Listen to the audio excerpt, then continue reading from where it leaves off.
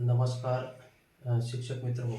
आज आपण इंग्रजीतली थोडीशी गंमत जम्मत पाहूया उच्चाराबाबतची. आणि ही जर गंमत जम्मत आपण विद्यार्थ्यांना सांगितली तर निश्चितपणे जे आपले राहिलेले अक्षरांचे जे उच्चार आहेत ते उच्चार विद्यार्थ्यांना कळतील आणि त्यानुसार विद्यार्थी आनंदानं शब्दनिर्मितीसुद्धा करतील. तर या ठिकाणी बघा, आपण जी बाराखडी लिहितो त्याच्यामध्ये क ख ग घ आपण लिहितो नाही का, तो सिक्वेन्स यामध्ये आहे.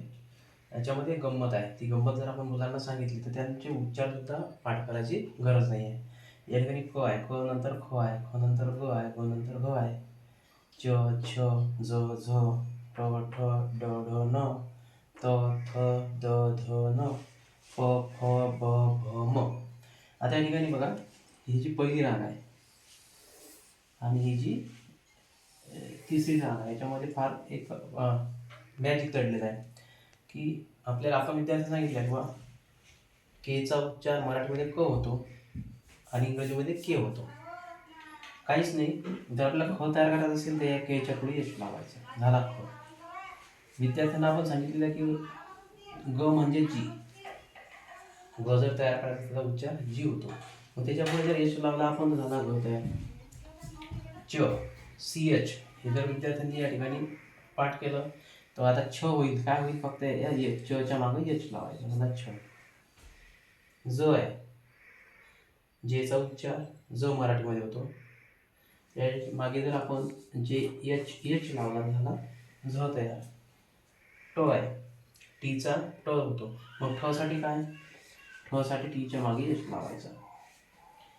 डीचा ड होतो, मग डच्या नंतरचा अक्षर असेल लावायचा एच.